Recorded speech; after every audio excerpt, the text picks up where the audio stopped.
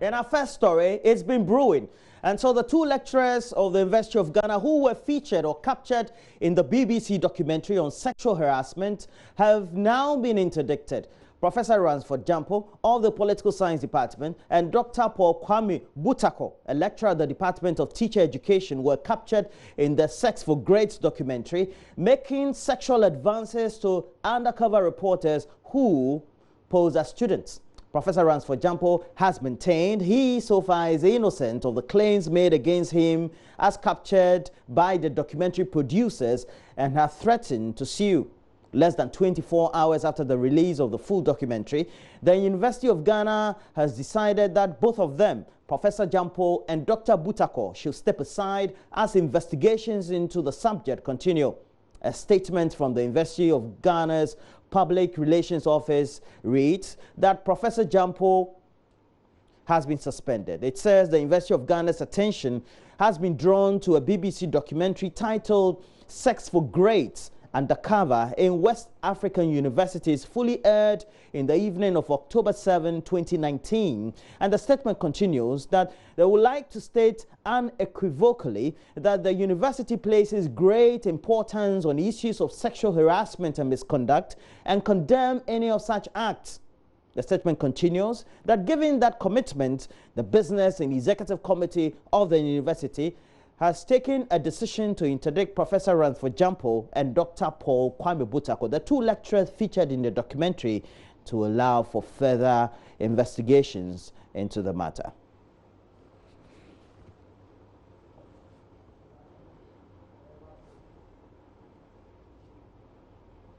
However, Professor Jampo, in an interaction with JoyNews, stated that he will cooperate with the committee tasked to investigate the matter.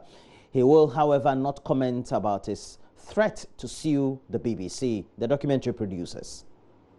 I think it's a step in the right direction. If you look at my responses to the BBC's allegations and all that, I made mention of the fact that we cannot talk about strengthening or building strong institutions if we don't allow them to work. And I believe that the University of Ghana has got its own credible internal mechanisms that can handle competently some of these issues. And so if the decision is to ask me to step aside while they do investigation, I think I welcome that decision, and I'll submit myself through the investigation processes. So I don't have issues with that. It's a step in the right direction. I will submit myself through the due processes. Prior to this statement that you're receiving, were you in the know that the university was going to take such a decision? Were you informed prior to this statement? Oh, of course. I mean, I'm an official of the university. If there is going to be a public statement, it will be worthy that you are informed about it. So I had some bits and pieces of information about that, officially, that this is what would happen. And I've never had issues, with that. And so I would fully submit to the process. It's not going to be a witch hunting investigative processes. It's going to meet independent-minded human beings, and they will look at the evidence that they have before them and whatever they want to look at. And the most important thing is that I trust in the processes, I trust in the systems and mechanisms of the University of Ghana in handling some of these things. And so I don't have any qualms. So I'm hopeful that I'll come out. But the point is, we are not also prejudging whatever they're going to do.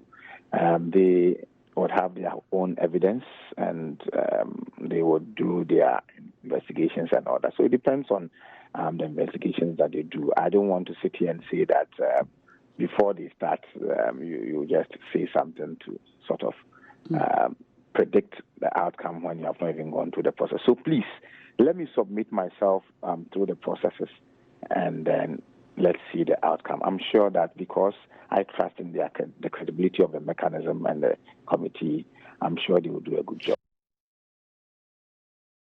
Well, while this is ongoing, the police, they've issued an alert warning the public, especially women, against taking nude photos of themselves. The warning, according to the police, has become necessary because more women are falling victim to criminals who blackmail them using their nude photos. A phenomenon known in modern day as sextortion is said to be the third biggest cybercrime incident or thrill recorded in Ghana.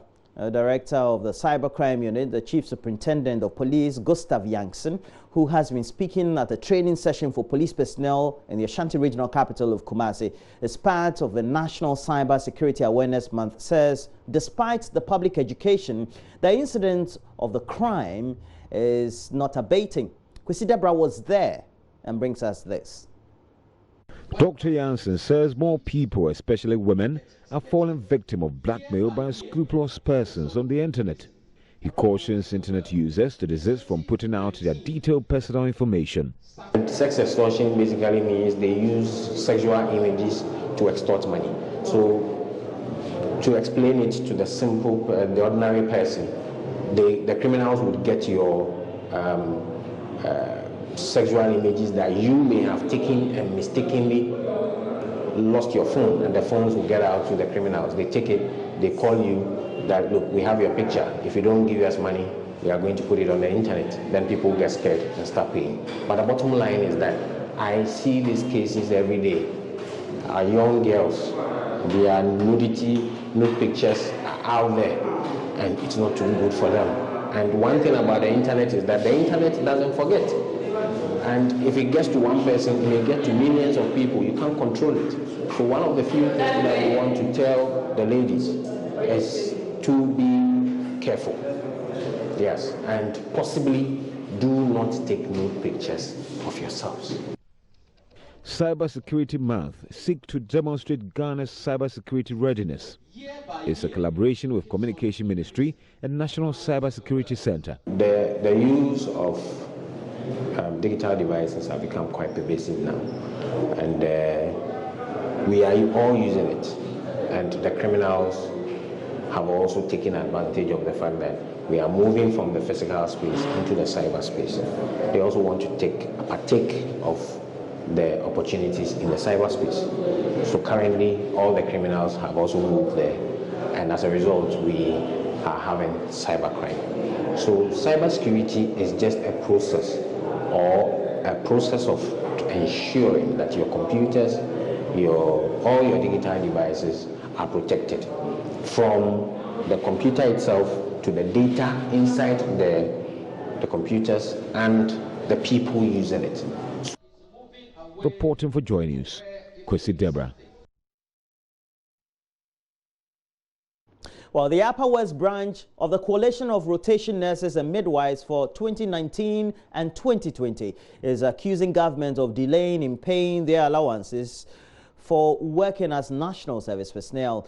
The delay, according to them, has worsened their plight financially. The convener of the coalition addressed a news conference in the Upper West region, from where Rafiq Salam reports. According to the Upper West branch of the Coalition of 2019-2020 Rotation Nurses and Midwives, they started the mandatory national service in April 2019 with colleagues from across the country. The national service postings were done randomly, irrespective of your geographical location or preference. They were therefore posted to various hospitals within the country. On arrival at their various facilities, they faced myriad of challenges, which included accommodation, paying of utility bills, feeding, and transportation to workplaces, and many others.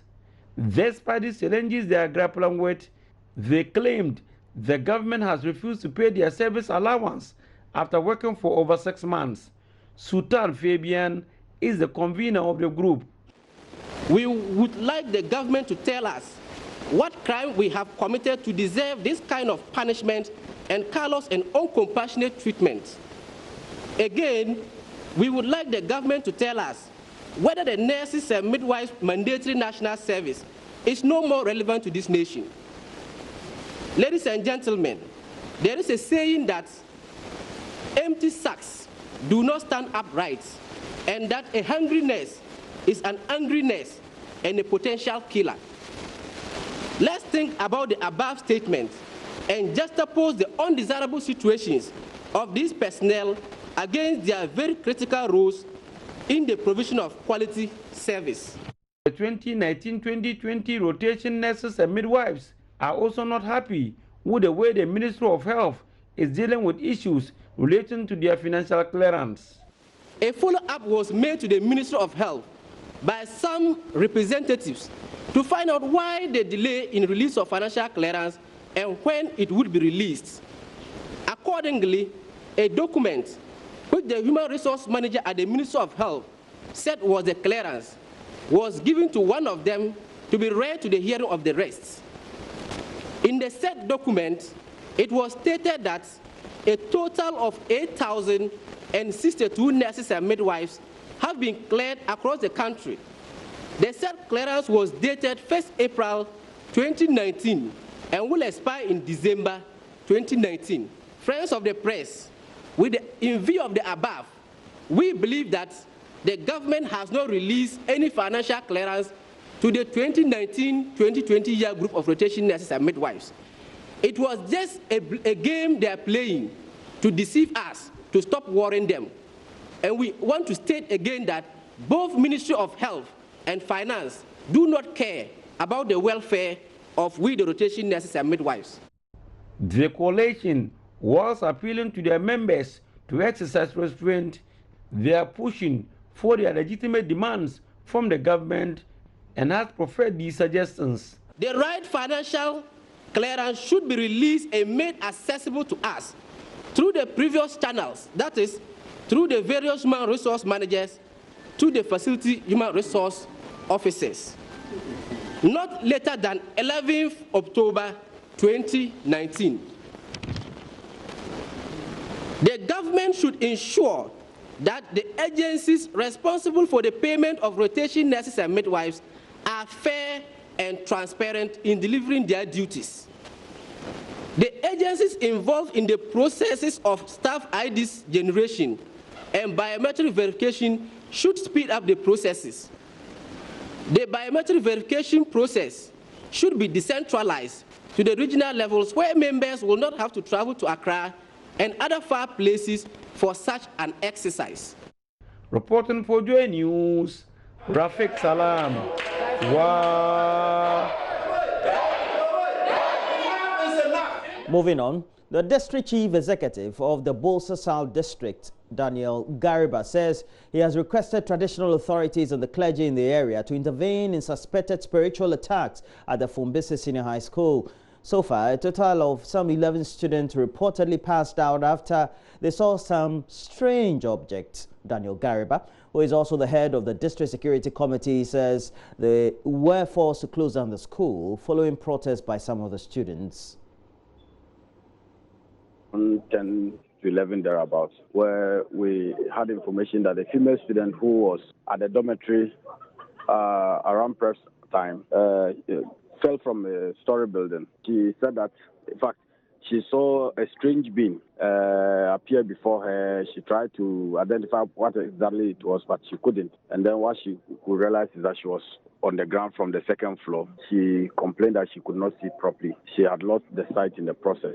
Just the same night, when she shouted and they ran out, 8 other girls collapsed, and they were also rushed to the hospital and resuscitated and were discharged the following morning. So another incident happened the night of the event, where male students went on rampage, attacking watchmen. The headmaster's watchman was attacked. The house mistress's house was attacked, and some other properties were vandalized in the process.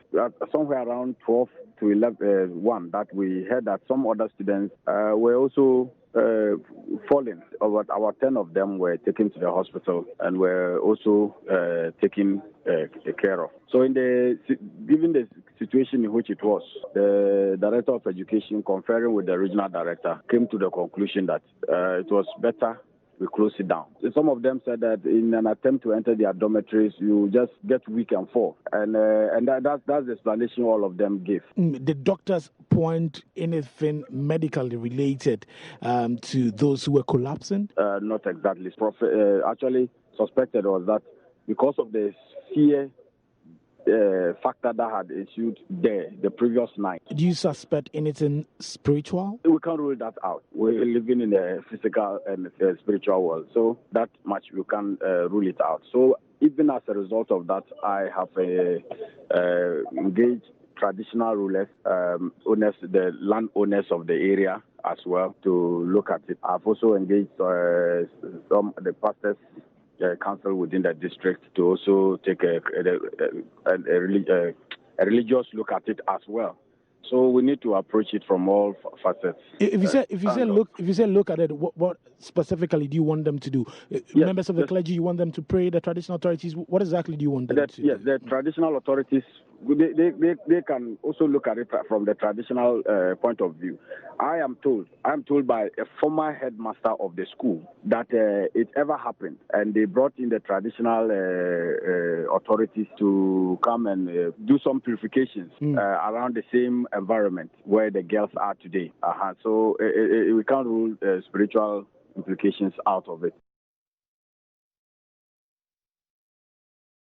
Let's take you to the Ashanti region of Kumasi, and the prime suspect in the killing of Otumfuo sub-chief has for the second time been remanded into prison custody by the Asakori Mampong District Court. His lawyers, however, say they will proceed to the High Court in a bid to secure bail for him.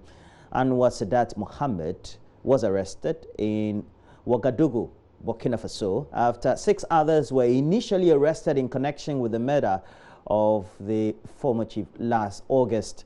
Nana Yaujima has more in the following report.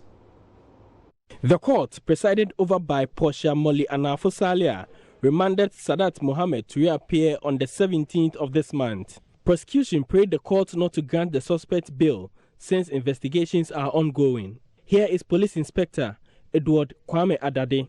The accused person was brought here on the charges of murder. Now, we haven't been able to conclude our investigations.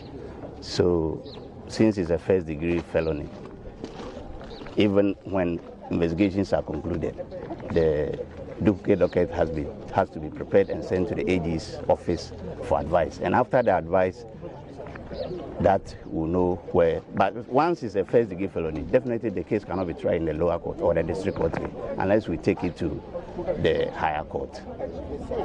Initially, he was in our custody, that's the police custody. But today, I pray to the court to remand him into prison custody.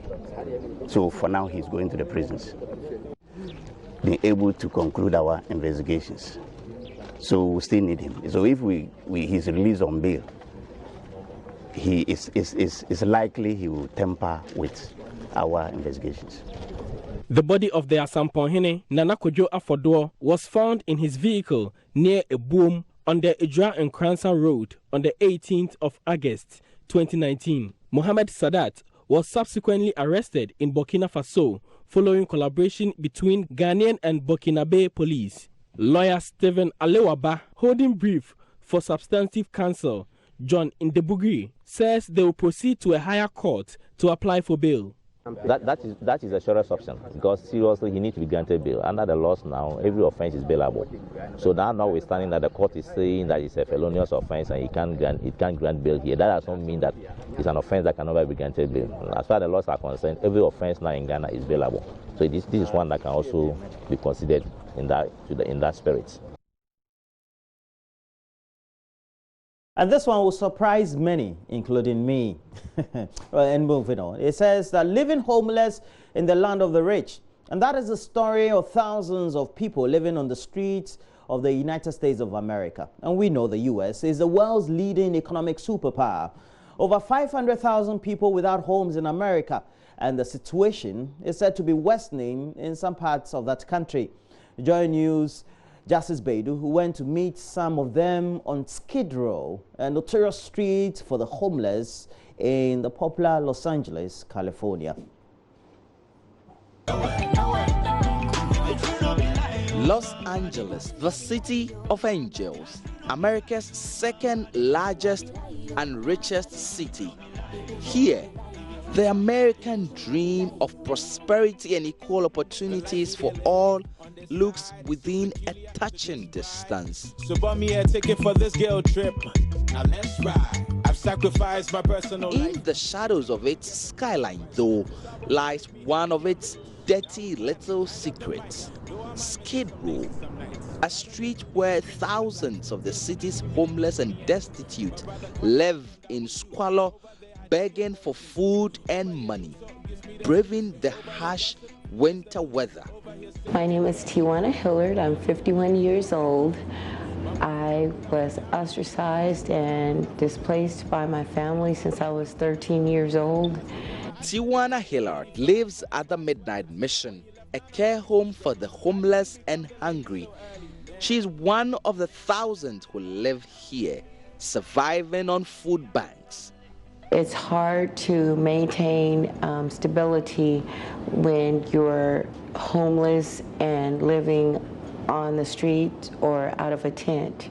California, which is home to some of the world's multi-billion tech giants like Google, Apple, and Facebook, is also home to 120,000 homeless people, the highest anywhere else in the United States. Here in Los Angeles, home to Beverly Hills and Hollywood, where the rich and the world's famous come to live, work, and play, 60,000 of that number live in poverty and in squalor in places like here, Skid Row. The difference is that unlike Ghana, people like her have safety nets surviving on food banks in this house. I just don't dwell on hurts in my life, but I dwell on the fact that there are a lot of people in my situation, and I have hope that we'll encounter, connect, and accept one another as extended family and go from there.